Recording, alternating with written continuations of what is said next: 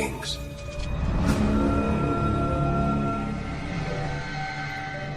Fire.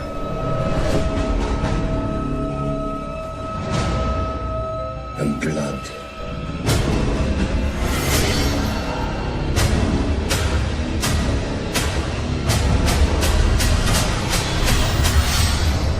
Dreams didn't make us kings. Dragons did.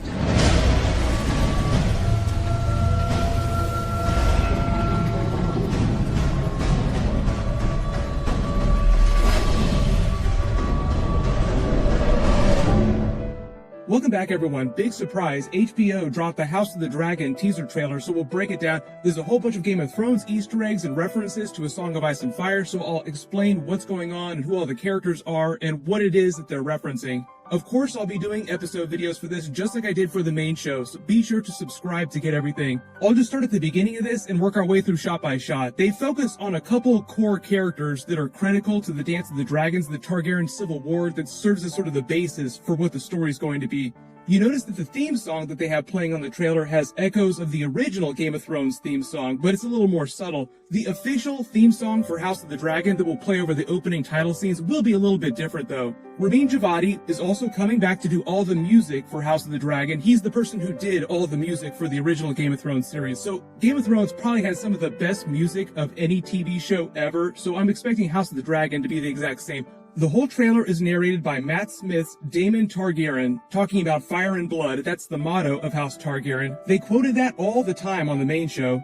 But Daemon Targaryen is the brother of the current king of Westeros when the series picks up, Viserys Targaryen I. He's the person that Daenerys' brother, Viserys, is named after, because her brother is Viserys II. His brother, the king, is being played by Paddy Considine, who some of you probably remember from some other TV shows and movies that he's done, a fairly prominent actor. But the trailer starts with Daemon walking through the halls of Dragonstone. Obviously, it's very darkly lit. Most of these scenes are happening at night, so you couldn't tell, you couldn't make out the rock face behind him. They're in Dragonstone when a lot of this is happening. This is him on the beach in present day with his now wife walking out to meet him, the older version of Rhaenyra Targaryen, the leader of one of the factions in the Targaryen Civil War, the Dance of the Dragons. This is the younger version of Rhaenyra later in the trailer, heavily featured in the footage too, so it kind of seems like they're either rolling really hard on flashbacks during House of the Dragon, or they'll present the show with two different timelines, like episodes or large sequences during episodes will be set in the past, intercut with scenes set in present day. But then they give you a better idea for when the series actually picks up 200 years before the events in the main show. This also covers the period leading up to the actual Dance of Dragons. Like I said, the actual war only lasted for a couple years, so a lot of the series will be spent in the time leading up to the actual war.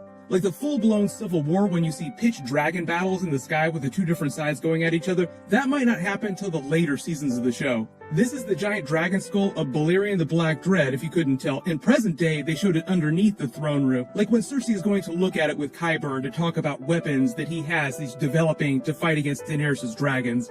In the past, though, the big difference is the Targaryens, when they still sat on the Iron Throne, the skulls of their dead dragons, Balerion the Black Dread included, were shown in places of honor, much more prominently around the Red Keep. Because as Matt Smith's Daemon Targaryen narrates in the trailer, the secret to their power, the Targaryens, was their dragons. What happened was, though, is that after Robert's Rebellion, when Robert Baratheon took the Iron Throne, he took all the skulls from their dragons and put them underneath the Red Keep in storage so that he wouldn't have to look at them. Then this is a scene of the current Hand of the King when the show picks up. Notice the pin on his chest there. It's Otto Hightower, played by Rhys Ifans, who most of you probably know from something else. He's in a billion big movies and TV shows. During this period in history, he's head of House Hightower, and he's the father of the present-day queen, Alicent Hightower. She's the leader of the other faction in the Targaryen Civil War, affectionately referred to as the Greens. The older version of Alicent is being played by Olivia Cooke. She actually might be playing the younger and the older versions. It might just wind up being Rhaenyra that has two different actresses playing the two different roles, but she and Rhaenyra are basically the two people fighting for the Iron Throne. Rhaenyra is the oldest living child of King Viserys I, current king, and then eventually once he dies, the big war for succession starts. The whole idea is that before he died, he named his daughter Rhaenyra the heir apparent, but then after he did die, his widow, Queen Alicent, said that her oldest son with King Viserys should be the next king. And you get into this whole conversation about how the line of succession typically jumps over women during this period in history. It's a very similar situation to what happened with Jon Snow and Daenerys and who had the stronger claim for the Iron Throne.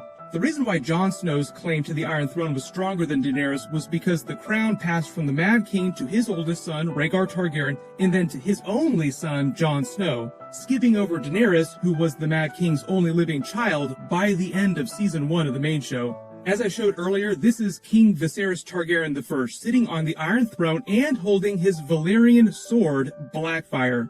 We've been waiting to see a version of Blackfyre somewhere in live action for so long, but the cool thing about this period in history is that the sword had not been lost yet, so that's why he's holding it here. Blackfyre was the Valyrian sword that famously belonged to Aegon the Conqueror, and what would happen is that each new king after Aegon would be given the blade by the previous Targaryen king as a sign of their right to rule. That is, until the Blackfyre Rebellion, which was another Targaryen civil war. There were many of them throughout history that happened about 60 years after the events of the Dance of the Dragons that they're doing on House of the Dragon. So the Blackfyre Valyrian sword was still around for about 60 years after the events of House of the Dragon.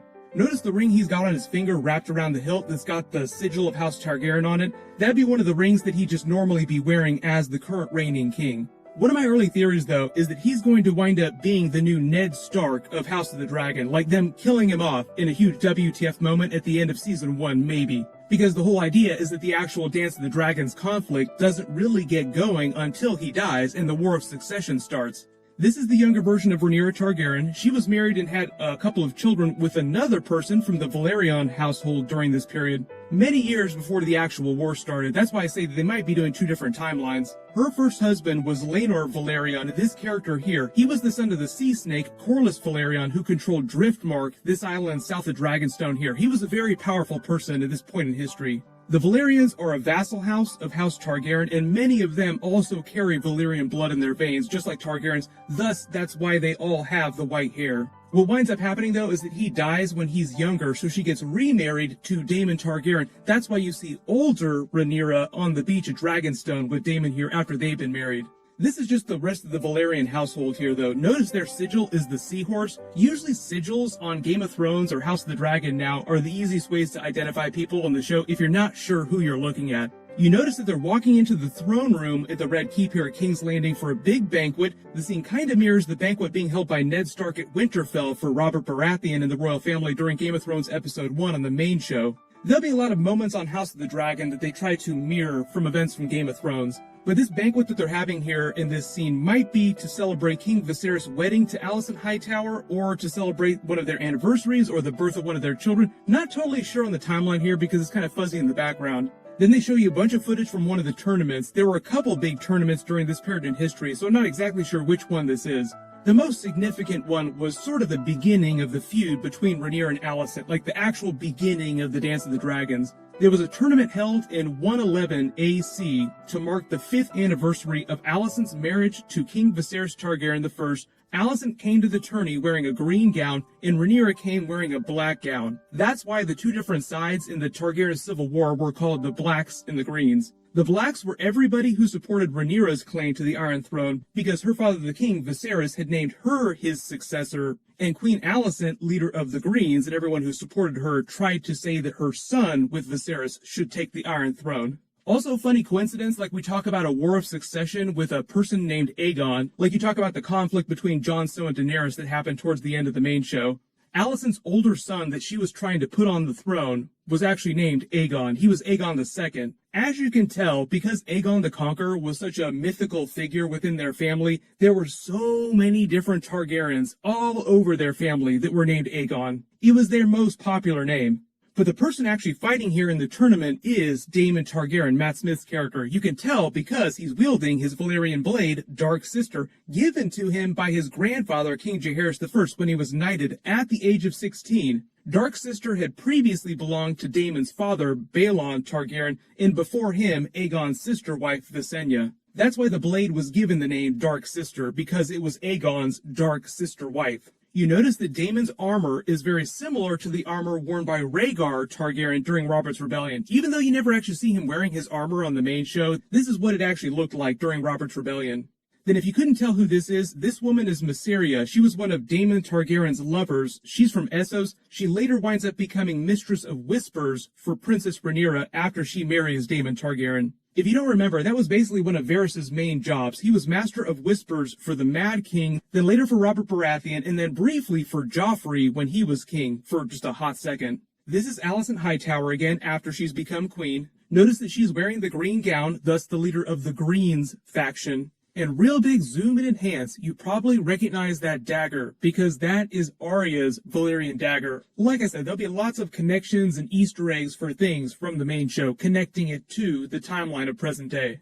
I've already done many videos about the history of the Cat's Paw's dagger and how Littlefinger got his hands on it and how he manipulated events to get it into Joffrey's hands and into the Cat's Paw's hands. If it wasn't clear, Joffrey was actually the person who hired the Cat's Paw, not Littlefinger.